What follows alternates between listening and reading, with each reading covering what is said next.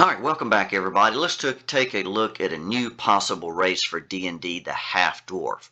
Now, I'm sure people have considered this before, but I don't believe I've ever seen in any of the official guides.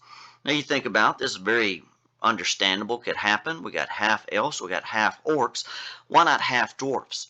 So let's say somebody gets to play a half-dwarf. What might you expect to see with this race here? So let's see what we've got. Taller and stronger is one thing you would expect to see. Half-dwarfs are a perfect mixture of human and dwarf. The offspring of the two races often receive the benefits of both races. The ambition of humans mixed with the endurance of the dwarf are a strong combination. The comparative frail nature of many humans is countered by the stout constitution of the dwarf, and the stubborn nature of the dwarf is lessened by the curiosity of the human.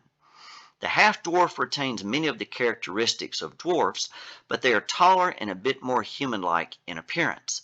They most often look like a human, 5 to 6 feet tall, but stouter than most humans. Weight is usually between 150 and 200 pounds. They possess more body hair than humans, and large, thick beards are seen in most all males. Hair color, length, and style can vary widely. Thick eyebrows, a full head of hair, and large muscles are common. The height along with a stocky build make for a good mix between human and dwarf. They're like a human who may be a bit shorter than average, but with the strength and stamina that most humans wish they had. So how about them being half in the world above and the world below? Human villages and deep dwarven clans may be the home of a half-dwarf. Half-dwarves are accepted by both worlds and often make good ambassadors between the two races when needed. Trade agreements, passage through territories, and allies in battle are often negotiated between humans and dwarves by the relatives of both. Half-dwarves make excellent workers in a home above or below ground. They may be a farmer, mine worker, blacksmith, tavern owner, or more in a human settlement. They also retain the strength needed to labor below ground in a dwarf settlement and can swing a hammer or axe with the best dwarf for mining or battle. Because of their longer lifespan than humans, it's not unusual to find a half-dwarf as a leader or at least an advisor in a human settlement. Their sense of devotion to family and friends makes them even more trusted than most.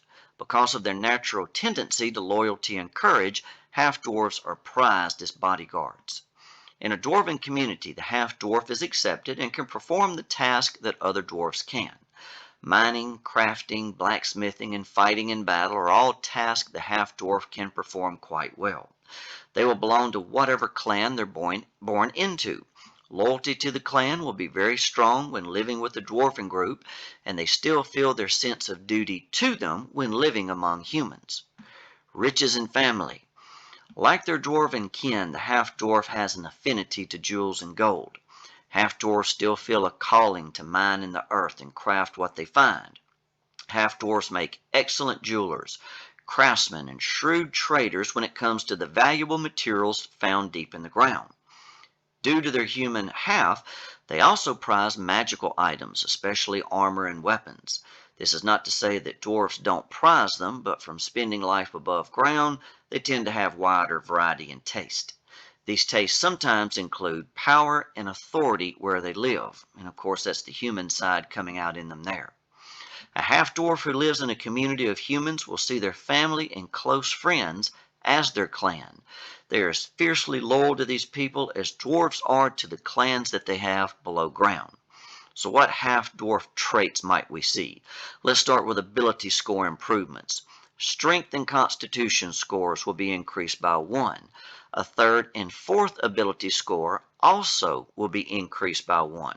So of course, you look at the human stat block and such. In the player's handbook, humans can get +1 to all. Well, I'd say with the half-dwarf, they're definitely going to have the +1 to the strength and con, add 1 more to a couple of others. So again, that's in between what you'd see with human and dwarf. Age, they're going to have a longer lifespan with those dwarf genes in them. Half-dwarfs mature at the same rate as humans, but notice they're going to live about 250 years. Alignment, half-dwarfs lean towards lawful and good, which is what you often see with dwarves, but the human nature in them can produce any alignment. Size, Half-dwarfs stand between 5 and 6 feet tall, and they're usually 150 to 200 pounds. So of course size is medium. Speed, with this little bit of increase in height, that's moved up from a dwarf of 25 to give a base walking speed of 30. Heavy armor won't reduce this speed, so with that extra strength and stamina they have from the dwarf side, gives them a little extra right there. Dark vision, you can see in dim light within 60 feet of you as if you were in bright light, and darkness as if you were in dim light. You can't discern color in darkness, other shades of gray, nothing different there. Dwarven Durability. Half-dwarfs get to add +1 to any strength or constitution check. So again, they're a little bit tougher than most humans. Gives them this little extra right here. Dwarven Resilience. You have resistance against poison damage. Half-dwarfs don't gain the advantage on the saving throw against poison like pure dwarf does, so it's a little bit of a trade-off there. And languages. You can speak, read, and write Common and Dwarvish.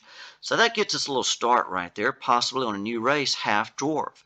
In the comments below, you got anything you think would be a nice addition or any kind of change? Throw it in the blocks down below and let's all read them. Until next time, good luck and good gaming.